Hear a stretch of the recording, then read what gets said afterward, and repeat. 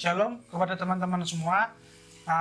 Perkenalkan, saya Dwiki Simbolon, Sekretaris Fungsi Pendidikan Kader GMK Cabang Bandar Lampung, masa bakti 2018-2020. Dan di samping saya juga telah hadir Sang Stefanus, Bapak Kabitor GMK Cabang Bandar Lampung, masa bakti 2018-2020. Nah, pada kesempatan kali ini merupakan di sini kita akan diskusi yang merupakan rangkaian dari masa bimbingan, di mana pada kesempatan kali ini kita akan sedikit membahas tentang konstitusi yang ada di GMKI. Nah, tanpa panjang lebar kita langsung aja kepada Pak Ketua, Pak Kabitor, Pak Sang Stefanus. Nah, coba Pak dijelasin konstitusi di GMKI itu seperti apa sih? Apa-apa aja yang ada di dalamnya seperti itu, Pak? Oke, terima kasih untuk Pak Saifung, Dikter begitu. Tentu sebelum masuk jauh kepada konstitusi GMKI, tentu kita harus tahu apa itu konstitusi. Secara garis besar, konstitusi itu aturan ataupun hukum yang mengatur sesuatu untuk mencapai sebuah misi. Nah, sama dengan halnya GMKI, konstitusi itu ditempatkan sebagai sebuah aturan yang mengikat apa yang ada di dalamnya untuk mencapai sebuah visi misi organisasi. Nah, dalam konstitusi tersebut di GMKI itu terbagi menjadi beberapa bagian. Ada namanya anggaran dasar, anggaran rumah tangga, ada peraturan organisasi, kemudian ada statuta cabang. Itu. Nah, berarti dia terkait di konstitusi GMK ini dia ada terbagi 4 ya Pak, sesuai hierarki ya. Nah, kalau gitu Pak, boleh kita masuk kepada pembahasan pertama kita, itu terkait hierarki yang pertama, yaitu anggaran dasar. Nah, anggaran dasar itu dia membahas tentang apa dan sisinya seperti apa. Boleh Pak, silakan untuk dijelaskan, untuk dipaparkan. Oke, terima kasih. Nah, seperti yang saya sampaikan, di dalam konstitusi GMKI itu ada 4 bagian. Yang pertama ada anggaran dasar, anggaran rumah tangga, dan ada peraturan organisasi dan statuta. Semuanya mempunyai struktur ataupun rangkaiannya. Nah, hierarkinya, yang paling atas ada AD, anggaran dasar, kemudian ART, anggaran rumah tangga, kemudian PO, peraturan organisasi, dan statuta cabang. Nah, dalam anggaran dasar itu ada 12 pasal. Yang di sana adalah dasarnya organisasi ini hadir. Di sana ada nama, ada tempat, ada waktu, kemudian ada asas, kemudian ada visi misi, kemudian ada usaha, kemudian ada status dan bentuk organisasi, ada bicara keanggotaan, ada bicara alat perlengkapan organisasi, kemudian ada bicara keputusan persidangan, ada perbendaraan, kemudian ada perubahan anggaran dasar, ada pembubaran dan aturan tambahan. Ke-12 pasal ini nggak mungkin saya sampaikan, mungkin karena terbatasnya waktu ya, tapi teman-teman bisa buka anggaran dasar teman-teman ataupun buku saku teman-teman untuk lebih detailnya, nanti bisa teman-teman lihat gitu. Nah, saya masuk ke dalam pembahasan, saya mengambil terpentingnya saja ya. Berbicara anggaran dasar itu tidak terlepas pada yang namanya pembukaan gitu. Kenapa pembukaan penting? Karena disitulah rohnya organisasi ini hadir gitu. Ketika kita berbicara pembukaan GMKI, yang selalu kita baca ketika berbicara kita ada agenda, kita ada upacara organisasi, kita selalu baca pembukaan gitu. Nah, disitulah dituliskan begitu, mulai dari paragraf pertama, kedua, ketiga yang berbicara tentang kasih Kristus begitu. Ada mukjizat di sana ketika dia merelakan anaknya yang tunggal begitu turun ke dunia untuk menebus dosa-dosa kita. Kemudian di paragraf ketiga, alinea ketiga berbicara tentang ketritunggalan Kristus yang am dan rasuli. Selanjutnya adalah yang kelima berbicara tentang panggilan kita sebagai warga gereja, sebagai mahasiswa Kristen yang paham akan berbicara tentang birokrasi, paham akan berbicara tentang kemasyarakatan, paham akan berbicara menjaga kebinekaan. Disitulah kita dipanggil begitu, menyatukan hati, menyatukan pikiran untuk menjaga kemerdekaan. Karena kita ketahui bahwa GMK ini hadir 5 tahun setelah kita merdeka. Tentu sangat rentan gitu saat itu untuk terjadinya mungkin kolonialisme baru gitu. Disitulah kita mengeratkan tangan bersatu untuk tetap menjaga kemerdekaan itu. Kemudian selanjutnya kita berbicara tentang asas. Nah, tentu asas kita dari dulu tidak ganti-ganti ya, adalah Pancasila. Ini satu-satunya asas kita, satu-satunya ideologi kita. Sesuai ideologi bangsa kita adalah Pancasila. Gitu. Lanjut kepada poin terpenting nomor 3 adalah berbicara tentang visi misi. Nah, visi misi organisasi kita itu jelas untuk menciptakan shalom Allah. Visi kita menciptakan kedamaian, sukacita dengan penuh kasih di seluruh dunia ini, gitu. Terkhusus Indonesia. Ya, kemudian berbicara tentang misi, kita misi ada 3. Berbicara tentang mengajak, kemudian membina, kemudian mengutus. Gitu. 3 ini adalah rangkaian yang akan selalu kita buat, akan selalu kita laksanakan. Ketika berbicara tentang mengajak, kita lakukan yang namanya MAPER, masa perkenalan. Kita ajak seluruh mahasiswa yang mau, yang tergerak hatinya untuk bersatu, untuk mengabdikan dirinya kepada bangsa ini. Kemudian kita berbicara tentang mendidik, membina. Nah, inilah bagian daripada membina. Kita adakan namanya masa bimbingan, kita adakan pengertian tentang apa itu konstitusi dan lain sebagainya nanti. Itu bagian daripada pembinaan anggota. Kemudian yang terakhir adalah mengutus. Disitulah kita mengimplementasikan apa yang telah kita berikan kepada anggota agar bisa dipakai. Di mana? Di 3 medan lain.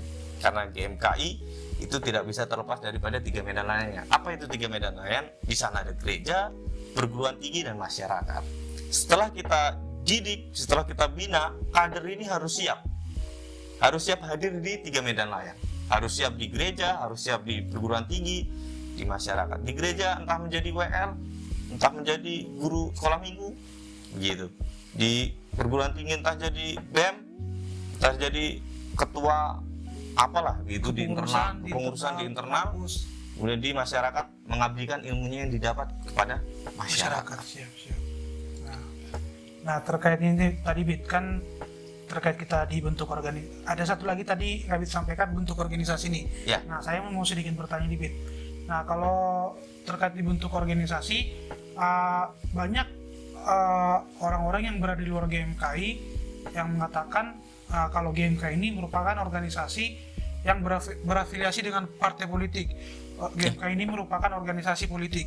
Nah, sedangkan tadi kan sudah jelas kalau GMKI ini merupakan organisasi gerejawi. Seperti itu kan. Nah, bagaimana menurut Kabit? Apakah ada penjelasannya seperti itu? Oke. Nah, inilah tadi yang ada di pasal kelima ya. Pasal 9 tentang status dan bentuk organisasi. Inilah hal yang penting kita ketahui sebagai anggota GMKI Cabang Bandar Lampung ataupun anggota GMKI di seluruh Indonesia. Bahwa GMKI walaupun di stigma politik, partai politik, saya partai politik, jelas di dalam anggaran dasar kita adalah organisasi gerejawi yang bukan underbo, bukan bagian daripada saya partai politik manapun. Itu jelas di dalam anggaran dasar kita gitu. Nah, berarti udah jelas ya, Bit? Jelas. Kalau GMKI ini merupakan organisasi yang bukan merupakan gerejawi, bagian dari partai politik. Ya, siap. Itu. Nah, berarti kita memang organisasi yang bersifat gerejawi seperti itu, Bit. Nah, oke, kita lanjut ke yang selanjutnya, Bit. Tadi kita sudah membahas tentang anggaran dasar. Nah, kita masuk nih, Bit, ke hierarki yang kedua, yaitu anggaran rumah tangga.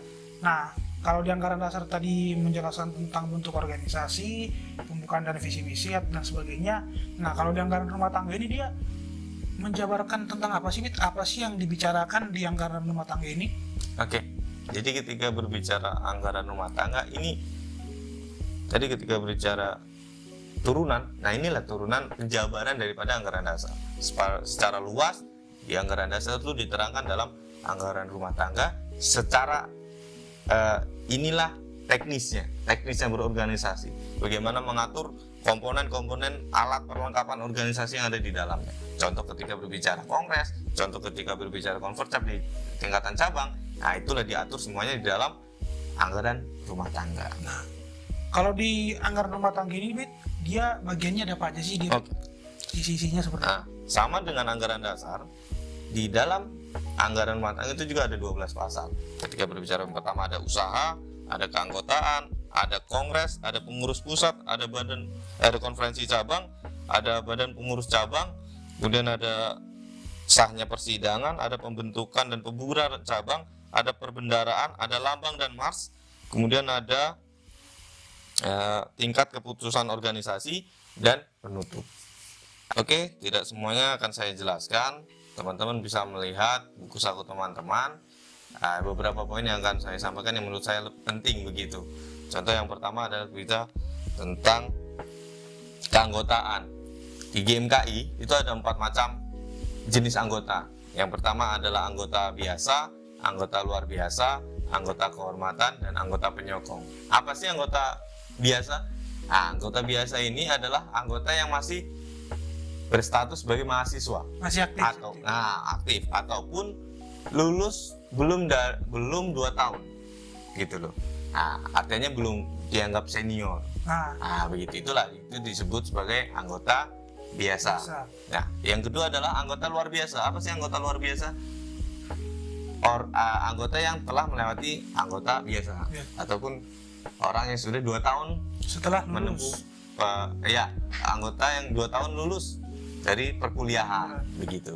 Kemudian yang ketiga adalah anggota kehormatan, anggota yang berjasa gitu loh. Anggota yang berjasa untuk organisasi ini, mungkin ada di sana senior ataupun founding father. Nah, itu.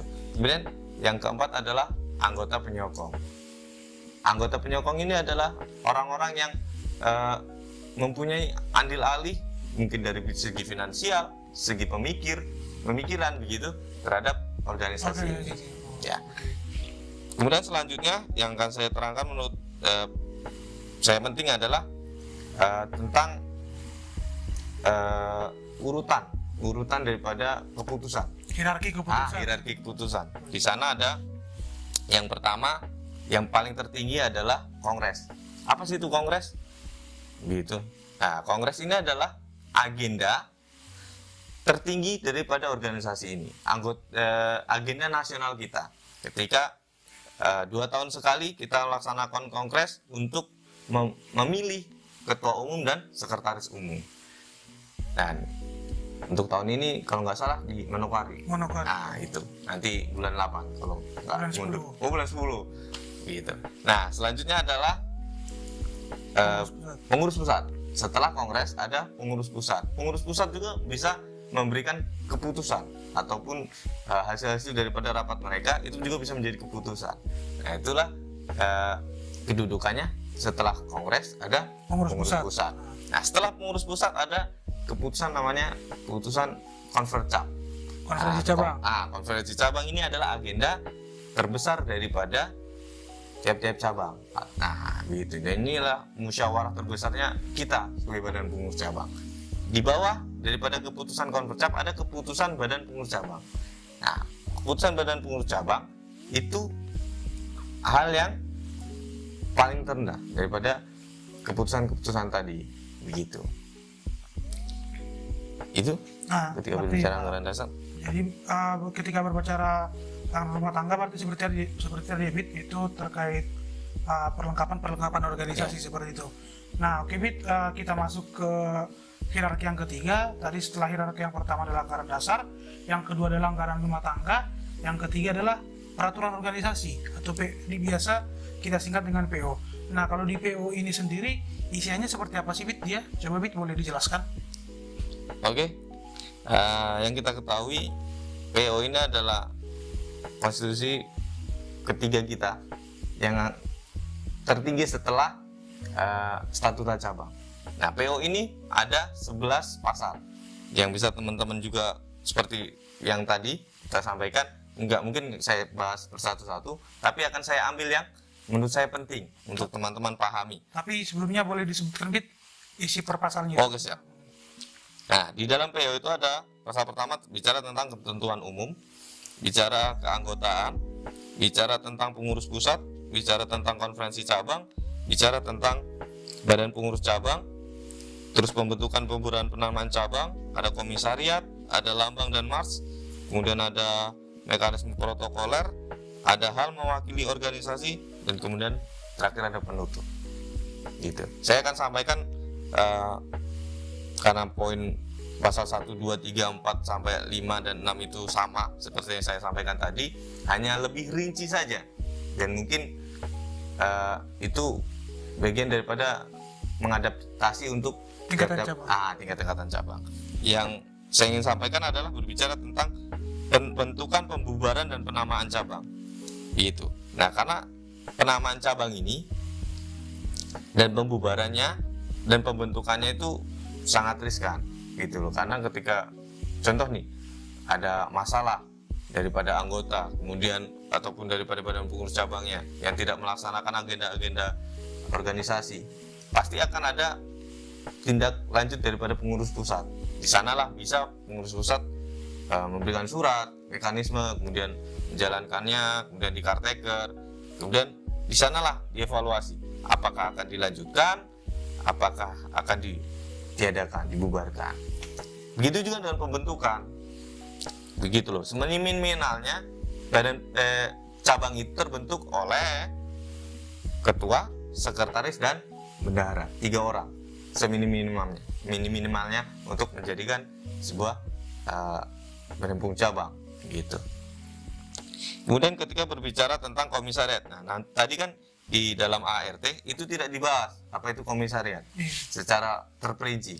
Nah, disinilah di peraturan organisasi dibahas apa itu komisariat. Ketika berbicara komisariat, secara garis besar adalah alat bantu daripada badan pengurus cabang sebagai tangan kanannya badan pengurus cabang, perpanjang tanganan badan pengurus cabang untuk menjembatani penghubung antara badan pengurus cabang dan anggota, yang dimana karakteristik daripada cabang ini memiliki anggota yang sangat banyak, anggota yang tersebar di beberapa kampus. Contoh seperti di Medan, di sana ada banyak sekali kampus-kampus Kristen, kampus-kampus yang banyak anggotanya. Ketika berbicara kebutuhan untuk menjangkau, harus ada hal-hal segmen-segmen kecil. Ya, disitulah dibuatnya komisariat, begitu. Kemudian selanjutnya tentang lambang dan mars kita. Nah, lambang ini digunakan dengan anggaran dasar rumah tangga GMKI pasal 10 baik dengan jenis bentuk, ukuran, gambar, dan bahan dan warna. Tentu apa yang kita pakai ini udah ada, gitu loh. Rulesnya kenapa harus warnanya abu-abu, biru, gitu. Nah, ya. Kemudian tentang mekanisme protokoler. Hal ini yang perlu teman-teman ketahui. Apa sih mekanisme protokoler? Inilah rangkaian yang akan semua cabang itu bawa. Bagaimana panduan cara memulai sebuah kegiatan. Di sana ada upacara, ada protokoler upacara, ada pembacaan ADRT, gitu kan. Semuanya itu ada panduannya. Jadi nggak asal-asalan, nggak dibawa ujuk-ujuk dibuat gitu. Semua ada panduannya. Dan itu bisa teman-teman pahami lebih lagi dengan baca di buku saku teman-teman. Baik. Nah, oke, Bit. Itu.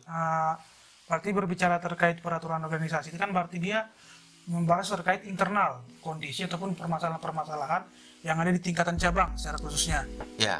Dan juga pengurus pusat. Nah, berarti kalau ini, Bit, saya mau bertanya nih, Bit. Umpama nih, misalkan ada suatu badan pengurus cabang ini mereka mendapatkan mosi tidak percaya dari keanggotaan pasti ya. Nah, kira-kira kalau hal-hal seperti ini ada nggak sih, Bit, peraturan atau rules yang mengaturnya yang ada di PU ini, Bit, seperti itu, Bit? Kalau ada boleh dijelaskan, Bit. Silakan, Bit.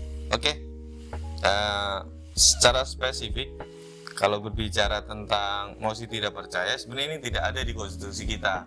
Ini lebih cenderungan kepada parlementer, gitu loh. Contoh seperti pemerintahan, institusi pemerintahan. Kadang ada kalanya ketidakpuasan masyarakat memberikan mosi tidak percaya.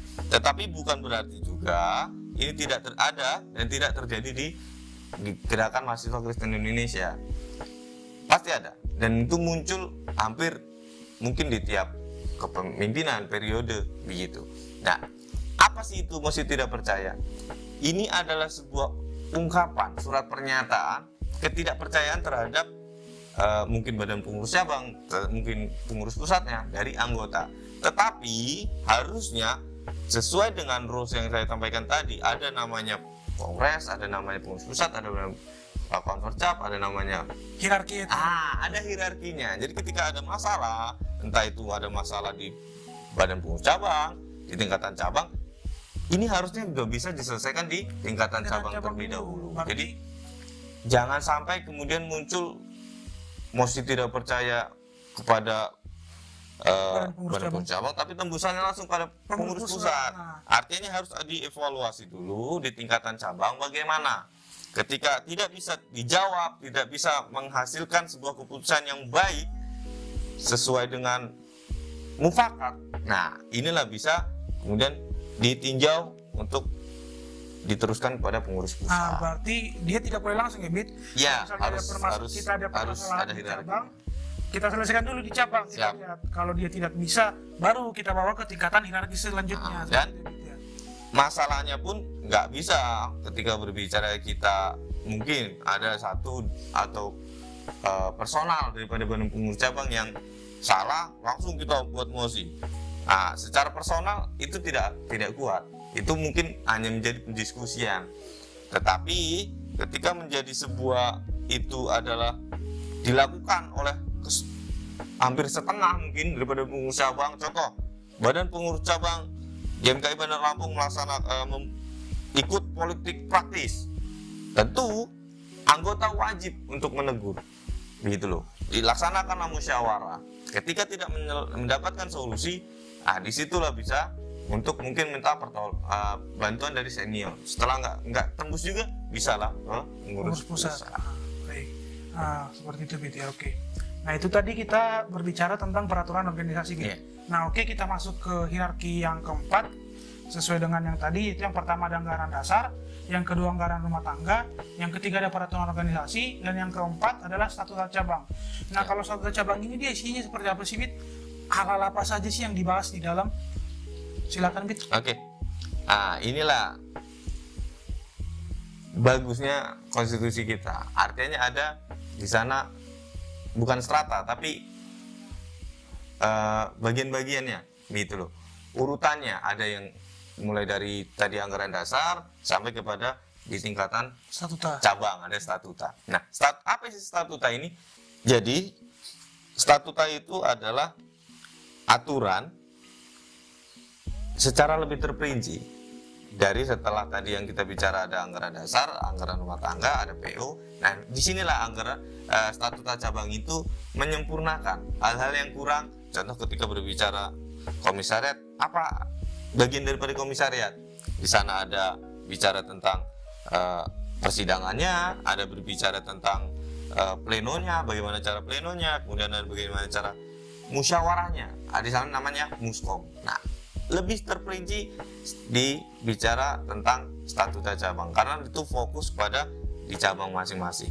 Ini juga yang menarik ketika berbicara statuta cabang, ini erat kaitannya dengan karakteristik lokal masing-masing cabang. Contoh kayak di GMKI Cabang Bandar Lampung dengan kondisinya yang lumayan luas, begitu kita mempunyai 3 komisariat untuk membantu kinerja badan pengurus cabang. Apakah di tiap daerah juga sama? Cuma 3? Belum tentu. Bahkan ada yang lebih dari 20. Contoh di cabang-cabang timur, di Medan, itu lebih dari 20. Bagaimana dengan cabang yang nggak punya komisariat? Nah, ini juga ada perlakuan khusus yang dibuat oleh masing-masing cabang mengikuti karakteristik lokal masing-masing. Siap. Jadi dari apa yang saya tangkap, kalau berbicara statuta cabang ini, dia merupakan perincian aturan secara spesifik yang mengikuti karakteristik dari tiap cabang masing-masing. Oh, baik. Nah, oke. Kepada teman-teman, itu tadi kita sudah membahas terkait pembahasan konstitusi di GMKI, di mana konstitusi GMKI dia terbagi menjadi 4 sesuai hierarkinya. Yang pertama adalah anggaran dasar, yang selanjutnya adalah anggaran rumah tangga, yang selanjutnya adalah peraturan organisasi, dan statuta cabang. Nah, baik, kiranya dari pembahasan kita saat ini teman-teman dapat memahaminya dan menambah wawasan teman-teman sekalian.